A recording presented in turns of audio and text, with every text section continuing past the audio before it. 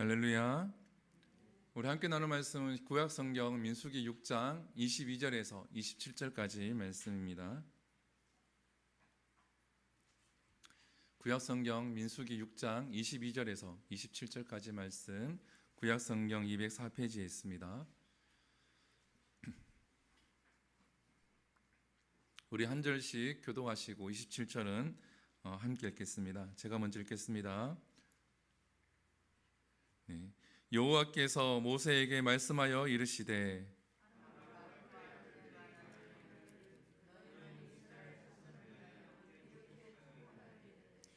여호와는 내게 복을 주시고 너를 지키시기를 원하며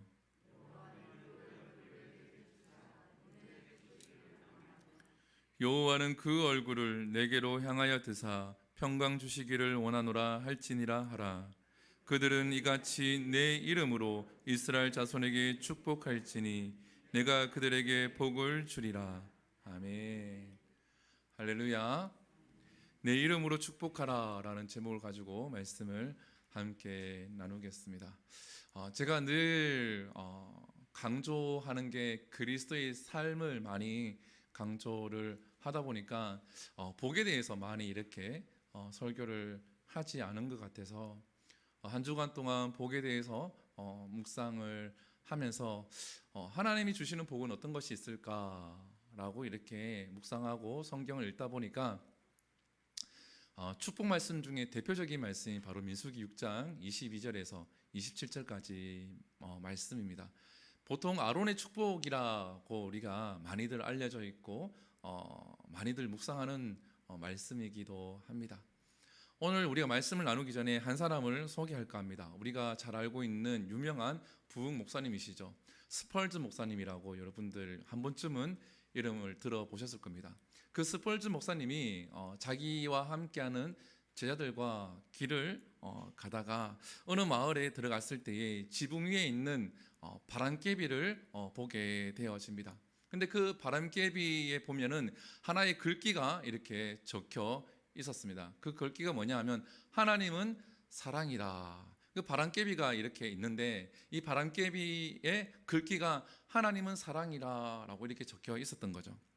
그래서 이 스펄즈 목사님이 제자들에게 질문을 합니다.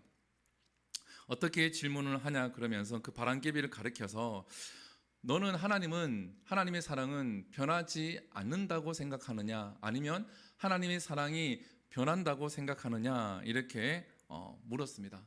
그랬더니 한 제자가 이렇게 이야기를 합니다.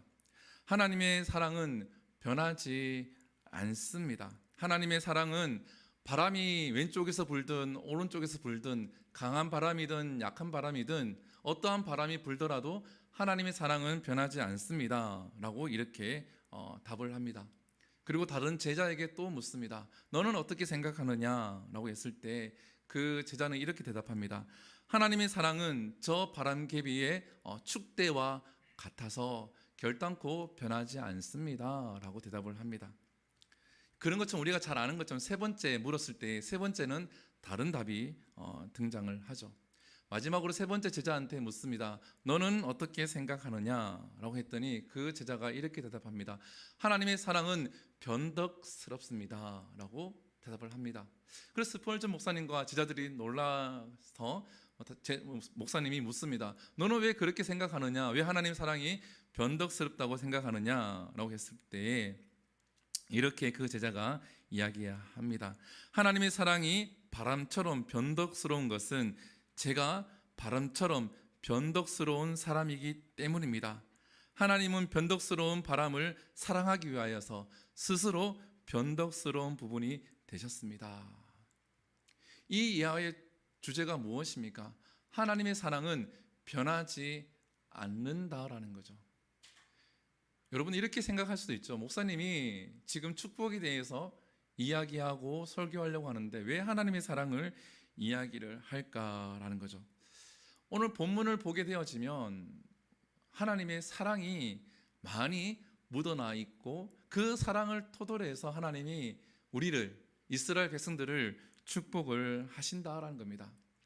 그래서 오늘 본문을 보게 되어지면 축복은 하나님의 명령이다 있다라는 거죠. 우리 본문으로 잠깐 가볼까요? 우리 본문에 보게 되어지면 22절에 보게 되어지면 여호와께서 모세에게 말씀하여 이르시되라고 되어져 있죠. 여기서 말씀하여 이르시되 히브리어를 보게 되어지면 명령하다, 가르치다라는 뜻을 가지고 있습니다. 하나님은 지금 모세에게 명령을 하신 겁니다. 뭐라고요? 축복을 명령을 하셨다라는 거죠. 이것이 하나님의 마음이고 우리가 축복받기를 원하는 것이 하나님의 바람이자 하나님의 소원이라는 겁니다. 두시면 좋을 것 같아요. 이래 왔다 갔다 하면은. 예. 축복은 우리를 향한 하나님의 마음, 바람, 소원이다라는 거죠. 아멘이십니까? 우리의 소원이 아니라 하나님이 우리를 향한 바람이자 소원이 우리가 축복받는다라는 거죠. 하나님은 모세를 통해서 또 아론을 통하여서 이스라엘 백성들이 축복받도록 하셨다라는 거죠. 사랑하는 성도 여러분, 하나님은 우리가 저주받기를 원하는 존재가 되기를 원하지 않는다라는 거죠.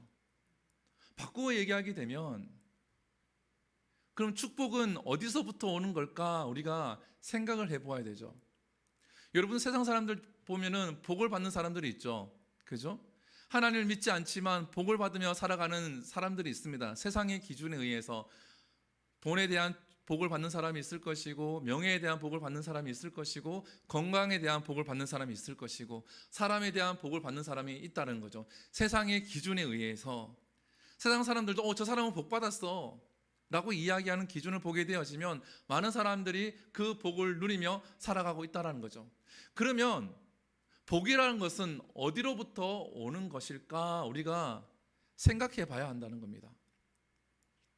우리가 어떠한 문제가 있을 때 그 문제의 원인을 찾아서 해결을 하려고 하지 않습니까? 겉부분만 해결하기 해서는 그 문제가 해결되지 않기 때문에 그 근본이 무엇인지를 찾으려고 애를 많이 쓰죠. 그러면 하나님 믿으면서 복을 누려야 하는데, 그러면 그 복의 근원이 어디냐라는 거죠. 그 복의 근원은 바로 하나님이라는 것을 우리가 기억해야 될 줄 믿습니다. 아멘이십니까? 오늘 본문에 보게 되어지면 하나님께서 이렇게 말씀하시죠. 복 주시고 복 주시기를 원한다라는 것이 반복이 되어져 있다라는 겁니다. 복의 근원이 하나님이라는 것을 지금 아론을 통하여서, 모세를 통하여서 알려주고 있다라는 거죠. 복의 근원은 바로 하나님이라는 겁니다. 바로 창세기 1장 27절에서 28절에 보게 되어지면 잘 나타나져 있는데 한번 같이 읽어봅니다. 시작. 하나님이 자기 형상 곧 하나님의 형상대로 사람을 창조하시되 남자와 여자를 창조하시고 하나님이 그들에게 복을 주시며 하나님이 그들에게 이르시되 생육하고 번성하여 땅에 충만하라. 땅을 정복하라. 바다의 물고기와 하늘의 새와 땅에 움직이는 모든 생물을 다스리라 하시니라. 아멘. 하나님이 남자와 여자를 창조하시고 무엇을 먼저 주셨습니까? 복을 주셨다라는 겁니다. 창조하시고 난 다음에 너는 내게 영광을 먼저 돌려라가 아니라 창세기 1장입니다. 창세기 1장에서 하나님이 만물을 창조하시면서 남자와 여자를 창조하시면서 가장 먼저 주신 것이 바로 복이라는 거죠. 그 복이 뒷부분에 나와 있는 것입니다. 생육하고 번성하고 땅이 충만하고 정복하고 다스리는 것이 하나님이 주신 복이라는 거죠. 누가 주셨습니까? 하나님이, 그죠? 하나님이 그들에게 복을 주시며, 이 말씀이 저와 여러분들에게 임하기를 축복합니다. 복이라고 하는 것은 우리가 만들어내는 것이 아닙니다. 복주머니를 차고 있다고 해서 복이 들어오는 것이 아니라는 거죠. 복받을 행동을 했기 때문에 복이 오는 것이 아니라 하나님은 우리에게 복을 주기를 원하고 있다라는 거죠. 근데 이게 누구한테 임합니까? 믿는 자에게 임한다라는 거죠. 사랑하는 성도 여러분, 우리는 하나님께 복을 받기 위해 태어난 존재라는 것을 반드시 기억해야 될 줄 믿습니다. 저와 여러분들의 존재는 하나님 주시는 복을 받고 누리기 위한 존재라는 거죠. 우리 한번 따라해 볼까요? 나는 하나님의 복을 받기 위해 태어났다.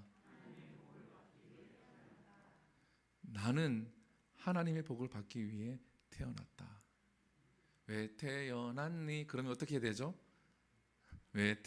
생일 축하할 때 생일 축하합니다 또 하지만 장난스럽게 왜 태어났니? 왜 태어났니? 하잖아요. 그죠? 그러면 복 받기 위해 태어났다 이렇게 음절은 안 맞겠지만 그렇게 대답을 해야 한다라는 거죠. 그래서 성경은 말하기를 우리가 어떠한 존재도 아닌 복을 받기 위해 태어난 존재라는 것을 가르치고 있습니다. 그리고 하나님은 언약을 맺을 때에는 우리에게 복을 주시기 위해서 언약을 맺습니다. 창세기 12장 1절부터 3절까지인데 우리 한번 같이 읽어볼까요? 시작. 여호와께서 아브라함에게 이르시되 너는 너의 고향 친척과 아버지의 집을 떠나 내가 내게로 보여줄 땅으로 가라. 내가 너로 큰 민족을 이루고 내게 복을 주어 내 이름을 창대하게 하리니 너는 복이 될지라.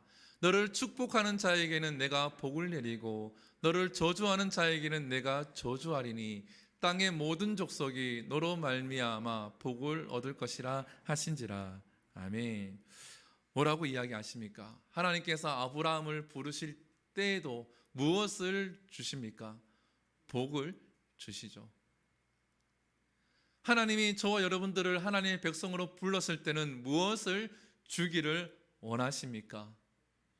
복을 주시기를 원한다라는 거죠. 우리는 이것을 잘 기억해야 합니다. 예수님께서 십자가를 지시고 가셨기 때문에 우리도 십자가를 지고 가는 것이 맞습니다. 그리고 고난이 있고 역경이 있는 것도 틀리지 않습니다. 근데 이것만 생각해서는 안 된다라는 거죠. 예수님께서 십자가를 지시고 고난의 길을 가셨을 때는 그 뒤에 무엇이 있었습니까? 부활의 기쁨이 있었다라는 거죠. 우리는 우리 자체, 여러분 존재 자체가 하나님께 복을 받기 위해 태어난 존재이고 여러분 하나님이 여러분을 부르신 이유도 여러분들에게 복을 주시기 위해서 불렀다는 것을 우리가 늘 고백하고 늘 묵상하고 있어야 한다는 겁니다. 근데 바쁘다는 것 때문에 복잡하다는 것 때문에 이 사실을 잊고 살아간다는 거죠. 제가 가끔 이제 고딩 엄빠 이렇게 봅니다. 고등학생인데 부모가 된 그 이야기를 이렇게 다루는 TV가 있더라고요. 근데 그 한 부부가 젊은 부부죠. 이제 뭐 20대 초반 정도 되는 이제 부부가 아이 둘을 키우는데 이렇게 심리 상담을 하게 되어져요. 근데 남편이 아내보다 스트레스가 훨씬 우울증 증세가 더 심한 거예요. 그래서 이제 상담사가 이거 조심해야 된다라고 했더니 그 아내가 이렇게 얘기합니다. 모든 현대인이 이렇게 살아가지 않나요? 라고 이렇게 대답을 하더라고요. 모든 현대인들은 우울증을 가지고 있고 스트레스를 받으며 힘들게 살아가는 게 현대인이다 라고 그 엄마는 생각을 하는 것 같더라고요. 과연 그럴까요? 성경에서는 그렇게 말하고 있습니까? 바쁜 시대를 살아가는 우리들이 스트레스 받으면서 우울증과 함께 힘든 마음만 가지고 살아가도록 성경은 말하고 있지 않다라는 거죠. 성경은 분명히 이야기합니다. 내가 너를 부른 이유는 복을 주기 위해서 불렀다. 너가 태어난 이유는 내가 너에게 주는 복을 내가 누리기 위해, 내가 받기 위해 이 땅에 태어났다라고 분명히 말씀하고 있습니다. 이것을 반드시 기억해야 될 줄 믿습니다. 사도행전 3장에 보면은 이러한 말씀이 있습니다. 하나님이 그 종을 세워 복 주시려고 너희에게 먼저 보내사. 하나님이 그 종을 세워서 무엇을 하기 위해서요? 복을 주시기 위해서 그들을 먼저 보냈다는 거죠. 하나님이 종을 세워서 그들에게 보낸 이유는 복을 주시기 위해서. 여기서 복이라고 하는 것은 나아가면 복음을 하기도 하지만 어쨌든 우리나라 말로 번역을 할 때 복이라고 번역할 단어가 더 강하게 어필이 되어져 있다는 거죠. 하나님께서는 복 주시기를 원하고 있다는 겁니다. 우리가 이것을 날마다 우리 입술로 고백해야 될 줄 믿습니다. 그래서 갈라디아서 3장 14절에 보면 이렇게 말씀하고 있죠. 같이 읽어봅니다. 시작.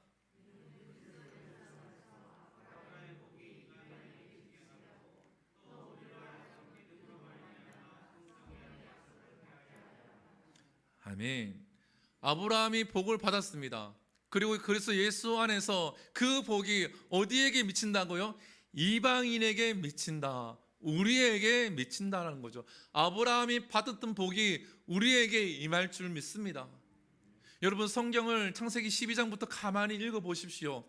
아브라함이 어떠한 복을 누리고 하나님과 어떠한 동행을 했는지 그 복이 저와 여러분들에게 미친다라는 겁니다. 임한다라는 거죠.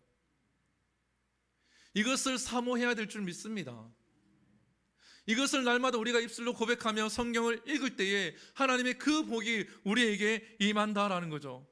근데 많은 사람들이 이 복에 대해서 생각하지 않습니다. 눈에 보이는 당장 물질의 복, 눈에 당장 보이는 그 문제 해결되는 그 복만 바라보고 있다는 거죠. 근데 창세기 12장부터 25장까지 가만히 읽어보게 되어지면 여러 가지 문제가 발생하고 여러 가지 상황들이 생깁니다. 근데 그 속에 하나님이 아브라함과 함께 하심으로 아브라함이 누리는 복들이 상세하게 설명이 되어져 있다는 거죠. 그래서 우리 성경을 자주 읽어라, 많이 읽어라 하는 이유가 여기에 있는 겁니다. 어쩔 때는 그냥 지나가는 부분이기도 하지만 때로는 설교를 듣고 때로는 그 환경에서 그 본문을 읽을 때에 그 본문에서 말하고 있는 것이 갑자기 바뀌어서 내게 다가오기도 한다라는 거죠. 사랑하는 성도 여러분, 하나님은 심판의 하나님, 공의의 하나님도 맞습니다. 그렇지만 하나님은 사랑의 하나님, 은혜의 하나님, 긍휼의 하나님, 복 주시는 하나님인 줄 우리가 믿어야 할 줄 믿습니다. 그렇기 때문에 이 복의 근원이 하나님이라는 것을 우리가 잘 기억해야 합니다. 이것을 붙들어야 합니다. 이 원칙을, 이거 원칙이죠. 변하지 않는 진리라는 거죠. 여러분들, 세상 사람들도 원칙을 지키며 살아갈 때에 성공할 수 있다고 얘기합니다. 우리 그리스도인들도 마찬가지입니다. 복의 근원 되시는 하나님을 붙들지 아니하고 다른 곳에 시선을 돌리고 다른 곳에 마음을 뺏겨서는 우리가 하나님이 주시는 복을 누릴 수 없다라는 거죠. 마음의 복도 그렇습니다. 우리 삶의 복도 그렇습니다. 제가 화요일 날 우리 이제 합동층의 총회가 열려서 대구에서 올라오신 목사님 두 분을 장로님 두 분을 제가 만났습니다. 근데 그 장로님 두 분이 저에게 하는 이야기가 그겁니다. 개척교회 하는 목사 같지 않다. 얼굴 보니까 너무 행복해 보인다. 너무 즐거워 보인다. 살이 포동포동 찌은 것 같다. 그렇게 얘기하시더라고요. 그래서 제가 얘기했죠. 장로님, 저 걱정 많습니다. 저 근심과 걱정이 많습니다. 자녀들에 대한 걱정도 있고 교회에 대한 걱정도 있고 성도들을 향한 걱정도 있고 저 걱정이 많습니다. 근데 그렇게 보이니 다행이네요. 그러면 저한테 묻더라고요. 어떻게 자기들은, 장로님들은 개척하는 교회 목사님들 만나보면은 좀 힘들어하고 좀 늘 안 좋은 얘기하고 힘들다는 얘기를 먼저 하는데 목사님은 제가 하나님이 우리 교회에 베풀으신 은혜, 지금까지 은혜들 내가 몇 가지를 이야기했거든요. 그랬더니 목사님은 좋은 얘기만 한다고, 개척교회 하면은 힘들 텐데 왜 좋은 얘기만 하냐고 얘기하시더라고요. 그래서 제가 그랬죠. 좋은 것밖에 기억이 없다고. 아멘이십니까? 다 힘들죠. 그죠? 힘들 수밖에 없죠. 힘든데 왜 제게는 좋은 기억밖에 없을까요? 코로나 시기를 지나면서도 왜 좋은 기억밖에 없을까요? 아픈 기억도 있죠. 성도들이 아프거나 성도들이 힘들거나, 오늘도 아까 어떤 성도를 위해서 기도했을 때, 예배당에서 기도했을 때 그 마음이 아프더라고요. 그러한 부분들이 있지만 돌아보게 되어지면 하나님이 살아계시기 때문에 우리에게 주신 복이 저에게는 그것만 기억이 남는다라는 거죠. 신기하지 않습니까? 그럼 저에게 또 누군가 묻겠죠. 이렇게 질문할 수도 있겠죠. 목사님 다시 개척하라고. 저는 할 수 있다고 생각합니다. 그렇게 답할 수도 있고요. 사랑하는 성도 여러분, 복의 근원이 어디라고요? 하나님이라는 것을 우리가 잊지 않기를 소망을 합니다. 이것을 잊지 않고 나아갈 때에 우리 기억에는 기쁨이 있을 것이고 우리 입술에는 좋은 말만 나옵니다. 나쁜 기억이 있는데 좋은 말이 나오겠습니까? 예수님 믿으면서 힘든 일만 내가 지금 기억이 남는데, 좋은 일도 있고 힘든 일도 있는데 내 기억 속에 힘든 일만 기억이 많이 남다 그러면 내 입술에서 좋은 이야기가 나오겠습니까? 근데 시간이 지났을 때 내 마음과 내 기억에는 하나님이 주시는 그 복만 기억에 남는다라는 거죠. 저와 여러분들의 삶이 이러한 삶이 될 수 있기를 간절히 소망을 합니다. 오늘 본문을 보게 되어지면 하나님 주시는 복이 세 가지가 등장을 합니다. 그 첫 번째 복이 하나님이 지키시는 복을 주십니다. 우리 한번 본문을 읽어볼까요? 6장 24절입니다. 시작. 여호와는 내게 복을 주시고 너를 지키시기를 원하며. 아멘. 하나님이 우리를 지켜주신다라는 겁니다. 이스라엘 백성들이 지금 믿음의 행군, 믿음의 길, 믿음의 그 방향을 나아가야 합니다. 근데 이스라엘 백성들의 군대가 그들을 지켜주는 것이 아니라 하나님이 지켜주신다는 거죠. 그들이 가지고 있는 재물이 그들을 지켜주는 것이 아니라 그들이 가지고 있는 건강이, 그들이 가지고 있는 무엇이 그들을 지켜주시는 것이 아니라 누가 지켜주신다고요? 하나님이 너를 지키시기를 원하며 하나님이 너를 지켜주시기를 축복한다라는 겁니다. 세상에 있는 어떠한 군대보다 강하신 분이 바로 하나님이라는 거죠. 하나님의 그 강한 팔로 우리를 붙들어 주실 때에 우리는 사탄 마귀로부터, 세상의 어떠한 공격으로부터 위협을 당하지 않을 줄 믿습니다. 시편 121편부터 해서 시편 134편까지는 하나님 성전에 올라갈 때 부르는 찬양입니다. 그러한 말씀이 기록되어져 있는데 시편 121편에 보면 지킨다는 말이 굉장히 많이 등장합니다. 제가 좀 작게 해서 한 페이지에 다 적었는데 보이시는 분들 한번 같이 읽어보도록 하겠습니다. 같이 읽어봅니다. 시작. 내가 산을 향하여 눈을 들리라. 나의 도움이 어디서 올까? 나의 도움은 천지를 지으신 여호와께로다. 여호와께서 너를 실족하지 아니하게 하시며 너를 지키시는 이가 졸지 아니하시리로다. 이스라엘을 지키시는 이는 졸지도 아니하시고 주무시지도 아니하시리로다. 여호와는 너를 지키시는 이시라. 여호와께서 내 오른쪽에서 내 그늘이 되시나니 낮에 해가 너를 상하게 하지 아니하며 밤의 달도 너를 해치지 아니하리로다. 여호와께서 너를 지켜 모든 환난을 면하게 하시며 또 내 영혼을 지키시리로다. 여호와께서 너의 출입을 지금부터 영원까지 지키시리로다. 아멘. 할렐루야. 이 말씀을 믿고 매일 저와 여러분들의 입술에서 떠나지 않기를 축복을 합니다. 하나님이 지켜주십니다. 졸지도 아니하시고 주무시지도 아니하시고 영원까지 하나님이 저와 여러분들을 지켜주십니다. 그래서 이렇게 질문하면 안 돼요. 목사님, 코로나로부터 지켜주십니까? 아직 저는 코로나 걸리지 않았습니다. 다 걸리셨죠, 그죠?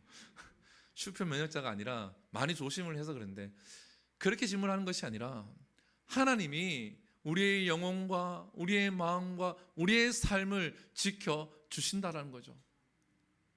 그것을 그냥 지켜주시는 것이 아니라 졸지도 아니하시고 주무시지도 아니하시고 우리가 상할까 봐 하나님은 우리를 언제나 보호하고 계신다는 거죠. 이것을 고백하는 자에게 이 찬양은 성전에 올라갈 때마다 이스라엘 백성들이 불렀던 찬양이라는 겁니다.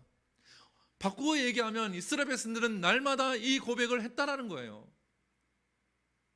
유대인들은 날마다 이 고백을 하면서 하나님 앞에 하루에 3번씩 찬양하며 기도하며 나아갔다는 겁니다. 우리들도 이 고백이 저와 여러분들의 입술에서 떠나지 않기를 축복합니다.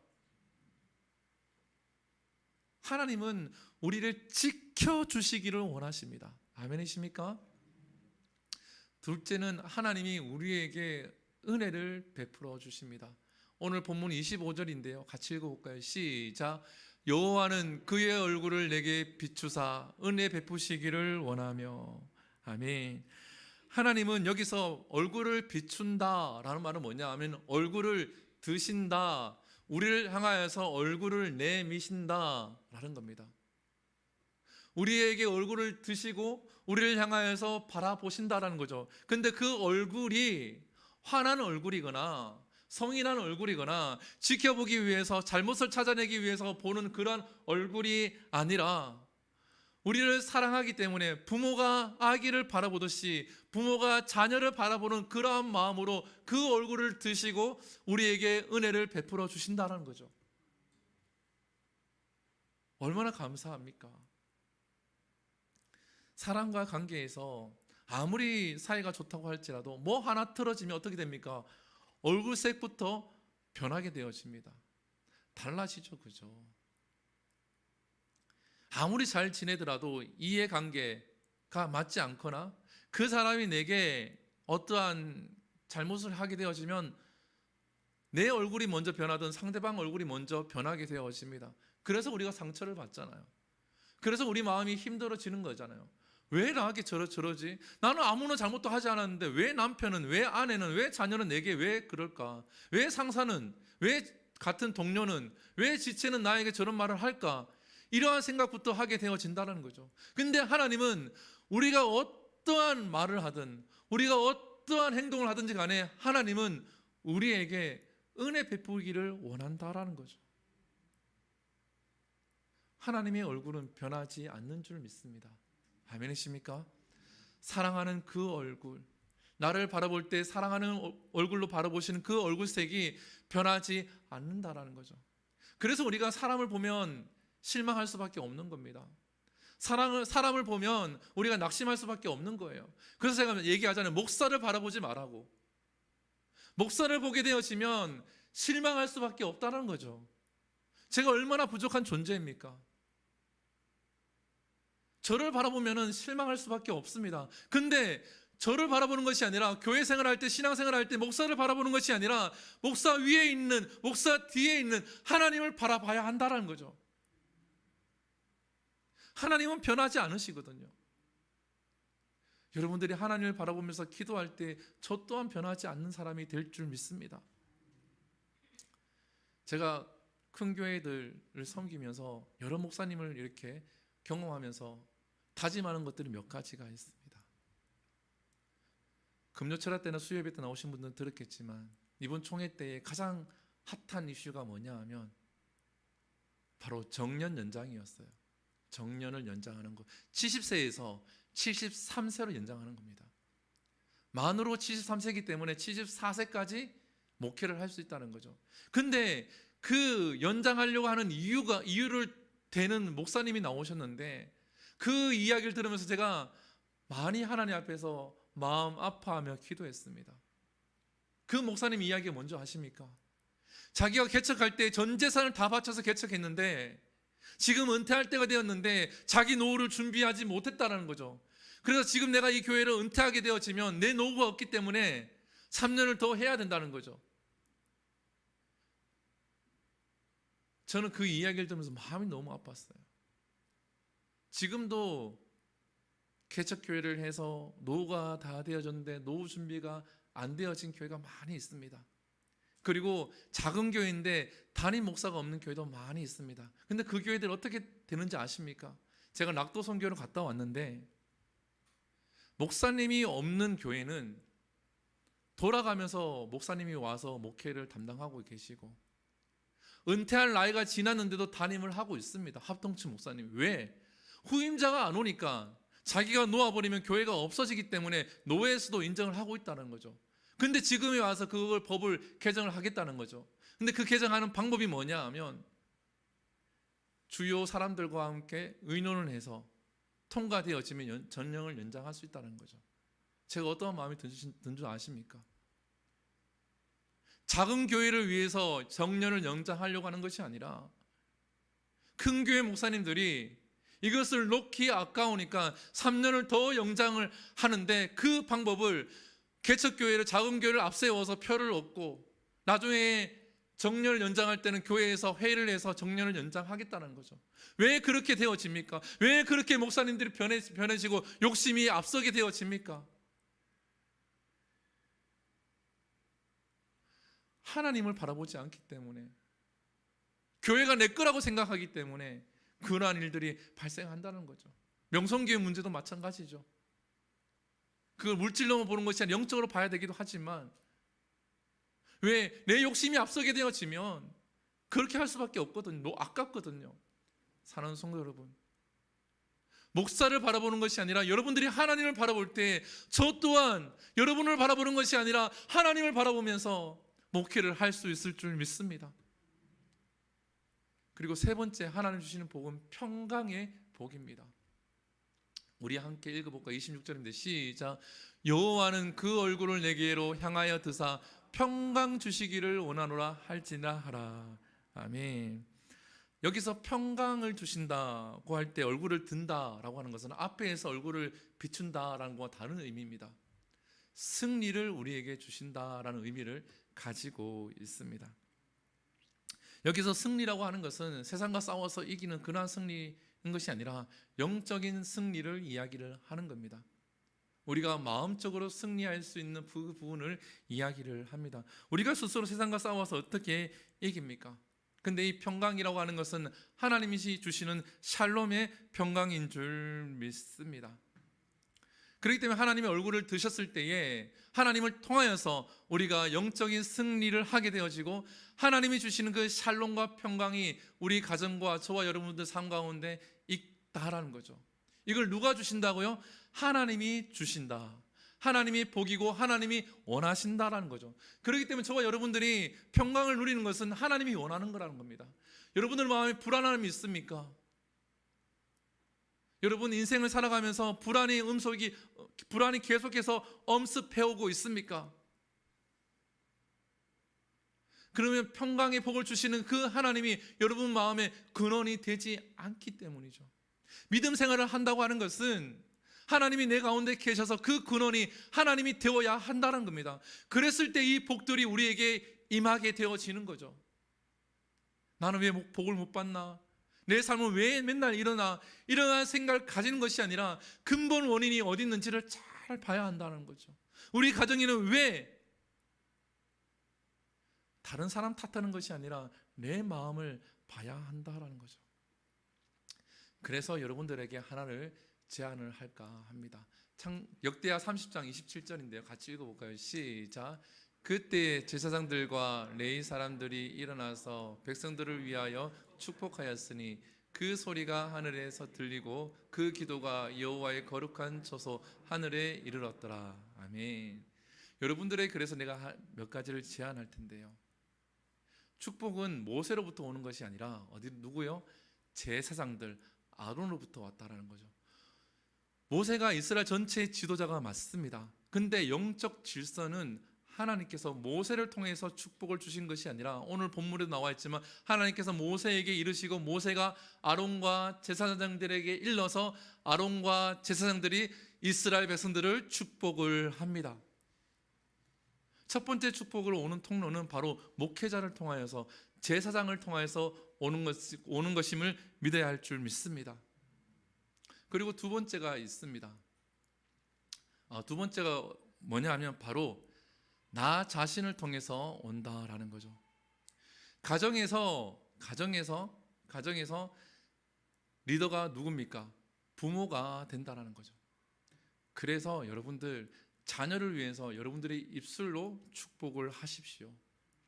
남편을 위해서, 아내를 위해서 여러분들이 입술로 축복을 하십시오. 여러분들 남편을 위해서 축복하십니까? 아내를 위해서 축복하십니까? 그냥 사랑한다 말하는 것이 아니라 하나님께서 당신의 마음 가운데 평강이 있기를 기도합니다. 하나님이 은혜 주기를 원합니다. 내가 당신을 위해서 축복합니다. 이러한 축복의 기도와 축복의 말을 하느냐라는 거죠. 저는 돌아봤을 때 저는 안 하고 있더라고요. 저는 그래서 하려고요. 제 과거에 제자반 했을 때에, 어른들 제자반 했을 때 이런 경우가 있었습니다. 집에 들어가서 남편에게 사랑하고 축복합니다 라고 이렇게 이야기하라고 숙제를 냈거든요. 그래서 이분이 집에 가서 남편한테 이야기합니다. 여보, 사랑하고 축복해 라고 얘기했는데 남편이 아무런 반응이 없는 거예요. 그래서 이 이야기했던 분이 너무 뻘쭘하니까 뻥이야 라고 얘기를 했다고 합니다. 그래서 또 다음날 또 해야 돼, 숙제니까. 그래서 또 만났을 때 아내가 남편을 축복합니다. 사랑하고 축복해 라고 이야기를 합니다. 그런데 또 남편이 듣도 보도 못한 말 2번이나 하니까 또 가만히 있었어요. 그랬더니 이 아내가 또 얘기합니다. 뻥이야. 그래서 셋째 날이 되어졌어요. 또 해야 되잖아요, 그죠? 숙제니까. 남편한테 사랑하고 축복해 했더니 이번에 남편이 반응을 하는 거예요. 뭐라고 얘기했을까요? 뻥이지. 뻥이지. 그러한 얘기를 듣는 한이 있더라도 우리가 남편과 아내 그리고 자녀를 우리의 입술로 축복해야 될 줄 믿습니다. 하나님께서 영적 질서를 통해서 아론과 제사장을 통해서 이스라엘을 축복하게 했다 그러면 가정의 영적 질서는 부모로부터 온다라는 거죠. 그러니까 남편과 아내 사이에서는 남편이 되고 아내가 되는 거죠. 아멘이십니까? 그리고 마지막으로 하나는 나 자신을 위해서 내 입술로 축복을 하십시오.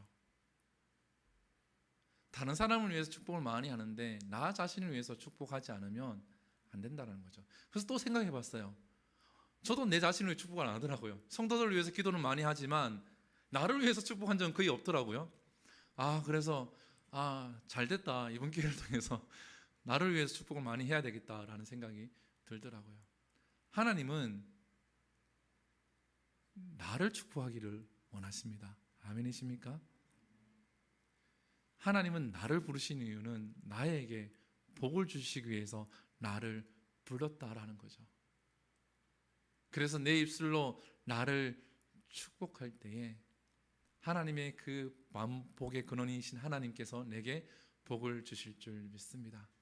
그래서 여러분들이 약속해야 됩니다. 첫 번째는 우리 교회 제가 복에 대해서 설교 잘 안 하잖아요. 그래서 아마 한동안 동안 안 할 텐데 이 말씀 반드시 기억하시고 잘 기억이 안 난다 그러면 유튜브로 또 들으시면 됩니다. 녹화가 잘 돼야 돼요. 가끔씩 얘기가 멈춰서 안 되더라고요. 반드시 교회를 통해서 하나님의 복이 온다는 거, 목회자를 통해서 복이 온다는 거, 주의 종을 세워서 먼저 보내신 이유가 복을 준다는 갈라디아 사도행전 3장의 말씀처럼 반드시 종을 통해서 복을 오고, 가정에서 자녀를 축복할 수 있는 방법은, 자녀가 축복된 자녀가 되는 방법은 부모의 입술로 자녀를 축복하는 겁니다. 남편과 아내가 복된 사람이 되는 방법은 내 입술로 남편과 아내를 축복하는 겁니다. 그리고 마지막으로 나를 위해서 축복을 하십시오. 예수 그리스도 이름으로, 하나님 이름으로 나를 축복할 때에 그 복이 내게 임할 줄 믿습니다. 그래서 지금 여기 있는 우리 성도들은 반드시 돌아봤을 때에 복을 받은 것을 헤아릴 수 없을 만큼 간증할 수 있는 저와 여러분들이 될 수 있기를 축복을 합니다. 마지막으로 이 24절부터 26절까지 한번 읽어봅니다. 시작. 여호와는 내게 복을 주시고 너를 지키시기를 원하며, 여호와는 그의 얼굴을 내게 비추사 은혜 베푸시기를 원하며, 여호와는 그 얼굴을 내게로 향하여 드사 평강 주시기를 원하노라 할지니라 하라. 아멘. 이러한 복이 저와 여러분들에게 있기를 소망을 합니다. 이제 말씀을 마무리하고 찬양할 텐데요, 이 말씀을 준비하면서 요한복음 17장을 이렇게 보게 되어집니다. 요한복음 17장에 보게 되어지면 하나님께서 예수님께서 십자가를 지시기 전에 기도하는 내용이 이렇게 등장을 합니다. 그 기도하는 내용이 뭐냐 하면 이렇게 얘기합니다. 풀어서 얘기하면, 하나님, 나는 세상에 도있지 아니합니다. 그러나 하나님, 세상에 남아있는 제자들과 나의 사람들을 위해서 하나님 앞에 맡기며 기도합니다. 사랑하는 성도 여러분, 예수님 역시도 하나님의 이름으로 우리를 하나님 앞에 맡기고 기도하고 축복했다 그러면 우리들도 마찬가지로 나를 위해서 나 자신을 하나님 앞에 맡기고 기도하고, 자녀들도 하나님 앞에 맡기고 축복하며 기도하고, 남편과 아내도 하나님 앞에 맡기고 기도할 수 있기를 간절히 소망합니다. 하나님, 예수님도 우리를 하나님 앞에 맡겼는데 내가 뭐라고 붙들고 있습니까? 내가 붙들고 있으면 복이 됩니까? 하나님 앞에 맡기십시오. 하나님 앞에 맡기고 축복해 주십시오. 그러면 하나님의 소원이 우리가 복 받는 거기 때문에 저와 여러분들이 복을 받고 복을 누릴 줄 믿습니다. 아멘. 우리 당신은 사랑받기 위해 라는 찬양인데, 우리 함께 찬양하면서 우리 축복하며 나갑니다.